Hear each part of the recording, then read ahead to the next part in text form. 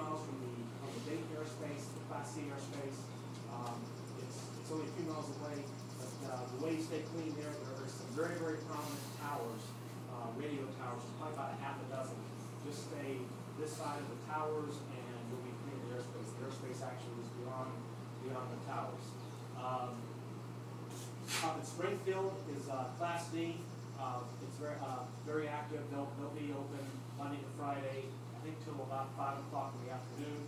So if you're going to Springfield airspace, definitely want to definitely check in there. Very friendly if you need land.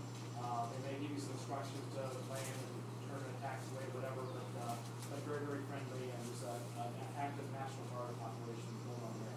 F-16. Yeah, that's 16. So let's see here.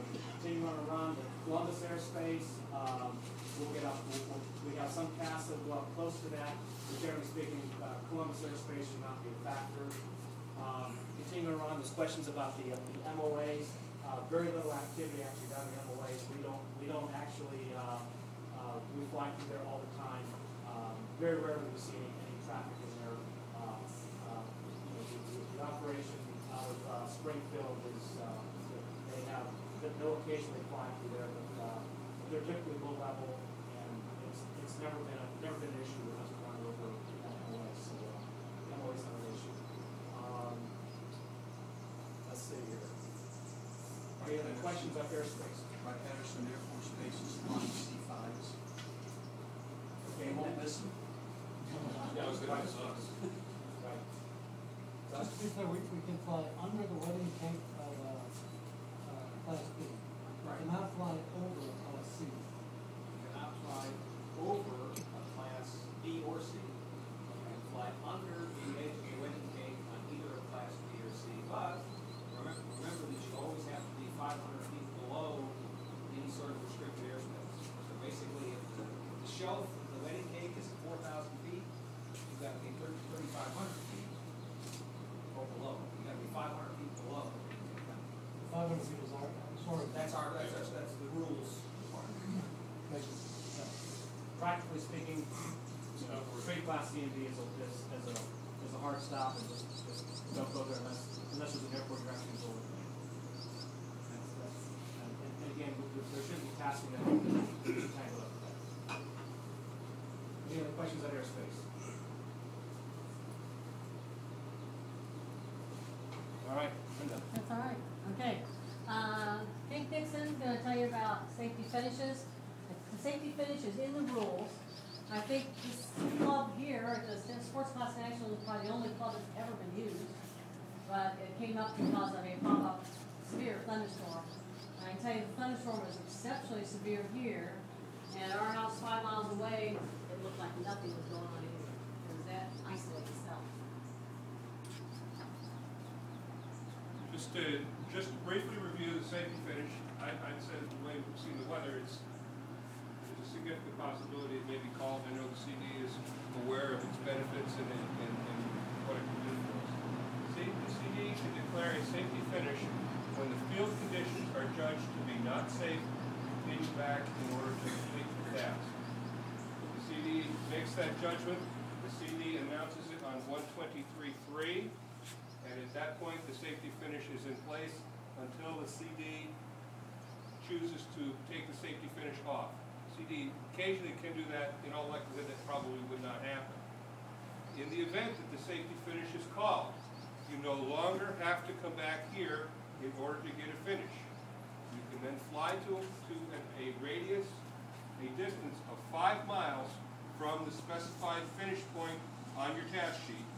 And since we're using cylinder finishes here with a 1 mile radius, okay, your finish point for that by definition is the edge of the finished cylinder.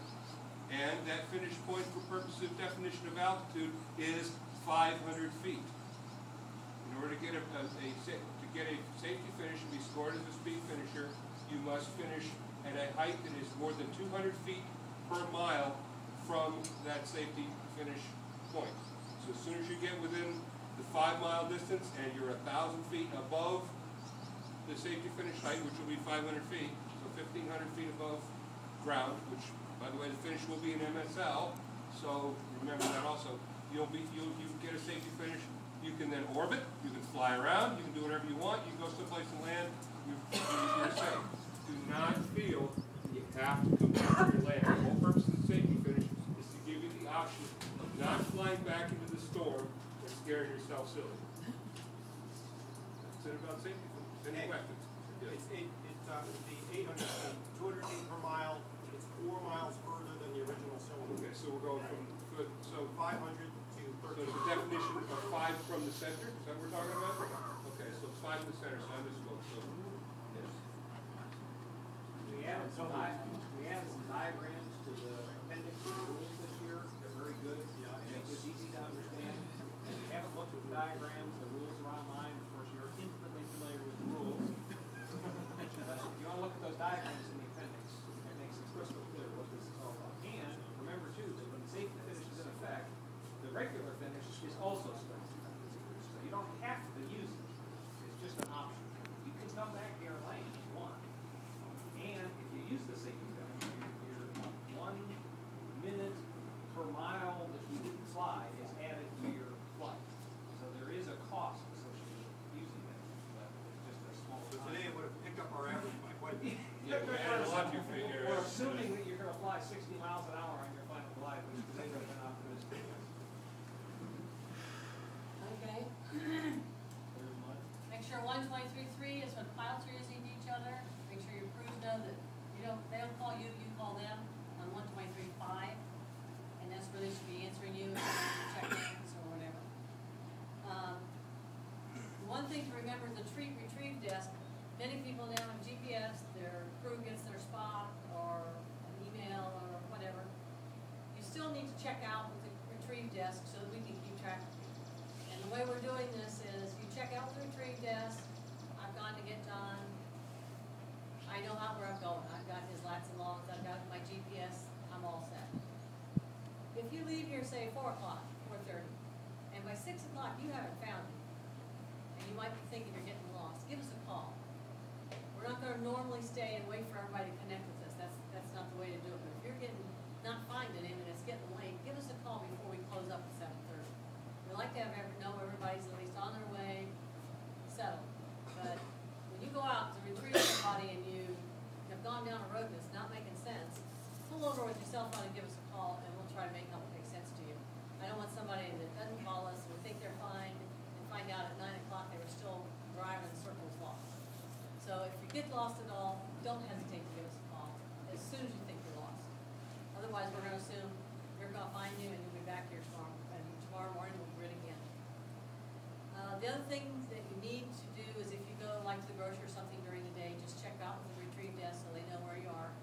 So we don't spend a whole lot of time looking for you on the field when you're at the supermarket.